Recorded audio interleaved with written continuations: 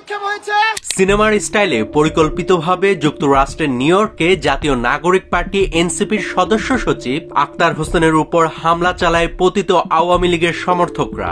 সামাজিক যোগাযোগ মাধ্যমে ছড়িয়ে পড়া বিভিন্ন ভিডিও পর্যবেক্ষণ করে দেখা যায়, যুক্তরাষ্ট্রে অবস্থানরত আওয়ামী লীগের নেতাকর্মীরা জয় বাংলা স্লোগান দিয়ে আক্তারকে লক্ষ্য করে ডিম নিক্ষেপ করে ও হেনস্থা করে। যুক্তরাষ্ট্র সময় সোমবার বিকেল 5টায় নিউ ইয়র্কের কেনেডি বিমানবন্দর থেকে বের হওয়ার সময় এ ঘটনা ঘটে। তবে ডিম নিক্ষেপকারীকে পরে নিউ ইয়র্ক পুলিশ আটক করতে সক্ষম হয়।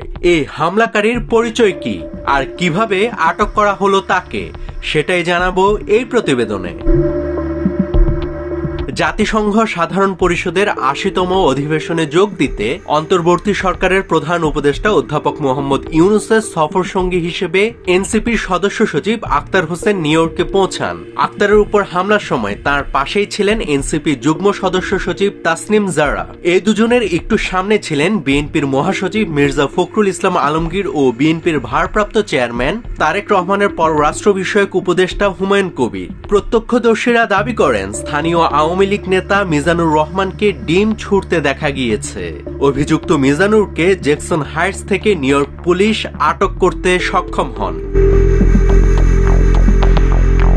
অন্যদিকে সামাজিক মাধ্যমে ছড়িয়ে পড়া আক্তার হোসেনকে হেনস্থার ভিডিওগুলো পর্যবেক্ষণ করে দেখা যায়, বিমানবন্দর থেকে লাগেজ হাতে রাস্তা পার হচ্ছিলেন আক্তার হোসেন। প্রত্যক্ষদর্শীদের মাধ্যমে জানা যায়, তখন পরপর দুটি ডিম ছোড়া হয়। এনসিপি নেতা আক্তার হোসেনের পিঠে ডিমগুলো লাগে। তিনি কোনো প্রতিক্রিয়া না দেখিয়ে হেঁটে যান। এ সময় তার কাছেই থাকা বিএনপির মহাসচিব মির্জা ফখরুল ইসলাম আলমগীর ও এনসিপির জ্যেষ্ঠ যুগ্ম সদস্য সচিব তাসনিম জারাকে লক্ষ্য করে কটূক্তি করতে থাকে আওয়ামী লীগের সমর্থকরা। তারা সবাই গাড়িতে ওঠার পর আওয়ামী লীগের সমর্থকরা গাড়ির সামনে শুয়ে পড়েন। এ সময় তাদের জয় বাংলা স্লোগান দিতে দেখা যায়। তখন নিউ ইয়র্ক পুলিশ এসে তাদের বাধা দেয়।